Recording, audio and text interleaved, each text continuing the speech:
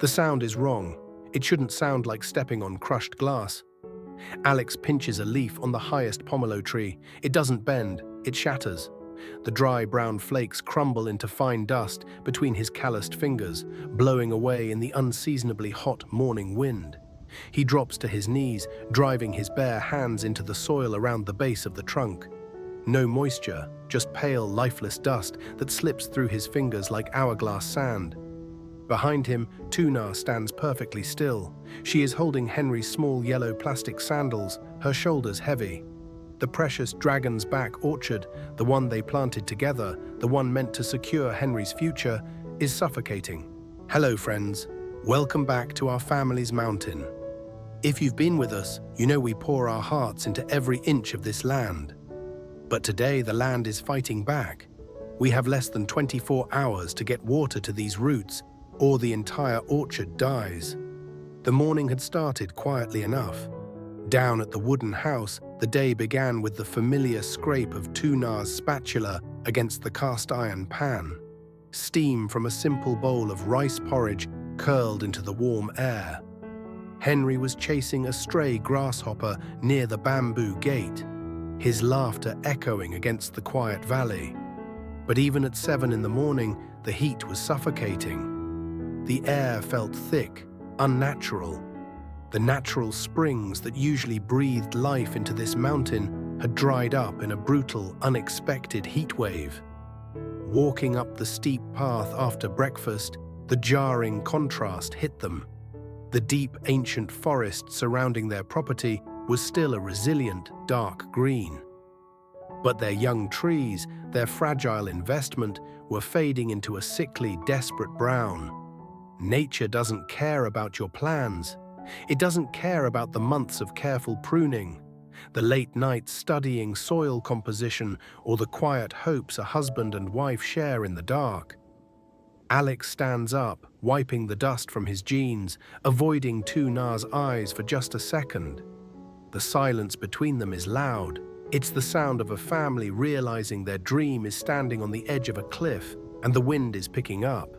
The problem isn't that they don't have water, it's that they can't reach it. Alex walks to the edge of the dragon's back, his boots kicking up small clouds of dry earth. He looks down the sheer, rocky slope. Far below, parked on the dirt road, sits a heavy silver water truck. The engine is off. The driver is resting in the shade of the cabin. That truck holds enough water to save every single tree. But it might as well be on the moon. The very thing that made this hill perfect for pomelos, its steep incline that prevents root rot during the monsoon, is now the exact thing trying to kill them. A vehicle that size cannot climb a 45-degree rock face. Modern machinery, the kind you pay good money for to make life easier, is entirely useless here. Tu Na doesn't wait for a miraculous solution. She simply turns, walks to the storage shed, and begins hauling out massive, heavy coils of rigid black drip irrigation pipe. Alex joins her. Together, without saying a word, they start dragging the thick plastic tubing up the blindingly hot slope. The rough plastic burns against their palms. Sweat stings their eyes, mixing with the pervasive mountain dust. They unroll the pipe, letting it snake across the dry earth. But as they lay it down, the crushing reality of practical farming sets in. They can't just leave the pipes on the surface. The scorching midday sun will melt the plastic and boil whatever water manages to flow through them. The pipes have to be buried. 500 meters of trench. From the lower pond, straight up the side of this unforgiving rocky hill. Under normal circumstances, digging a trench like this is a 2-week job for a full crew. They don't have 2 weeks. They have hours. Alex grips the heavy wooden handle of his pickaxe. Tu Na hands him a battered tin cup of lukewarm water, her hand brushing his. There is a silent, shared weight in that touch. They both know what this means. You cannot negotiate with a dying tree, and you cannot force the mountain to adapt to you. You have to break your own back to meet its demands. By midday, the mountain feels less like a farm and more like an anvil. The sun sits directly overhead, casting no shadows. The heat radiates off the exposed stone of the dragon's back, shimmering in visible, dizzying waves. Alex and two local workers are taking turns swinging heavy iron pickaxes into the hillside. The sound is not the dull, satisfying thud of steel biting into rich soil. It is a sharp, jarring crack. Sparks fly as the iron tip glances off solid subterranean rock and hard pan clay that the sun has baked as hard as ceramic. Alex raises the axe again. His muscles ache with a deep lactic burn. He brings the heavy tool down with everything he has left. Another brutal shock shivers up his forearms, rattling his teeth. The axe bounces back, leaving only a white scratch on the stone. He drops the tool, stepping back, his chest heaving, gasping for air that feels too hot to breathe. His shirt is soaked through, caked in a thick layer of pale mountain dust that clings to his skin. He looks down at their progress. They have been digging for 3 solid hours. The trench is barely an inch deep, stretching no longer than a few meters. At this pace, to bury 500 meters of pipe, it will take them a month. The pomelo trees have maybe 12 hours left. This is the silent, bitter reality of trying to tame wild land.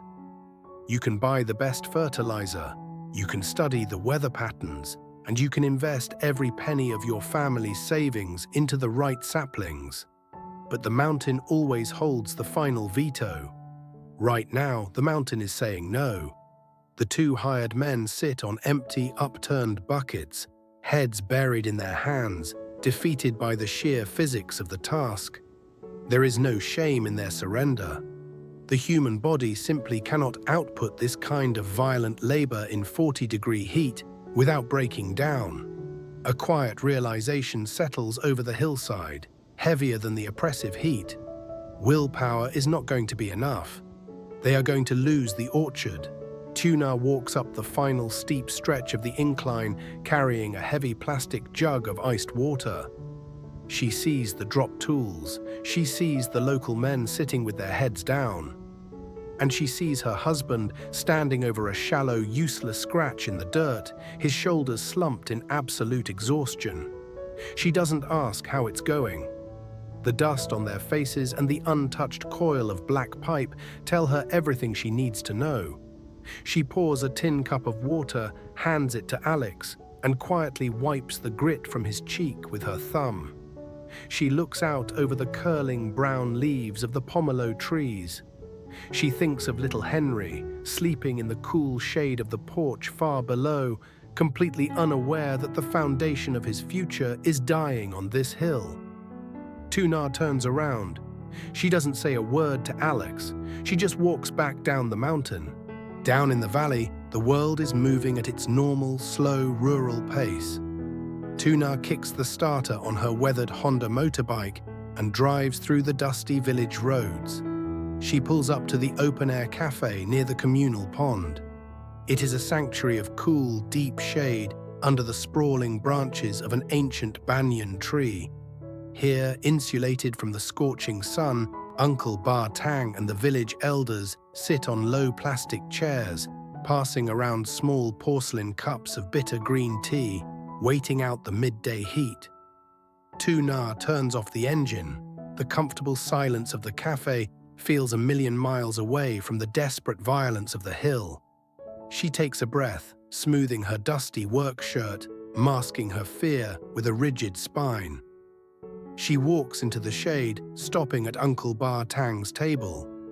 She doesn't ask for charity. She doesn't complain about her bad luck or the unfairness of the unseasonal weather. Instead, she speaks clearly, laying out a desperate business proposal.